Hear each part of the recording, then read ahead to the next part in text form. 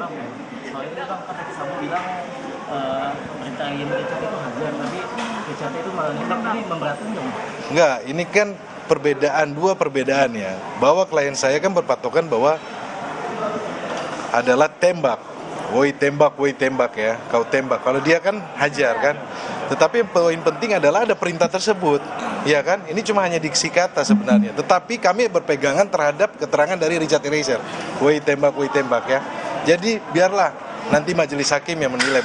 Berulang kali majelis hakim menyampaikan, biarlah nanti kami yang menilai, Jadi keterangan saksi ini kan banyak yang dia lupa, banyak yang dia tidak ingat. Nah, itu kan tadi ada beberapa catatan dan saya rasa karena tadi live publik sudah bisa menilai ya. Oke? Tadi Sambo sempat mengatakan bahkan meminta Eliezer tanggapannya. Tidak ada seperti itu ya.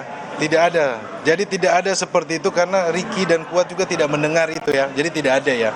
Jadi tidak ada dialog, penembakannya cepat. Tadi dia berulang kali Saudara Ferdy Sambo menyampaikan penembakannya sangat cepat. Oke. Terima kasih.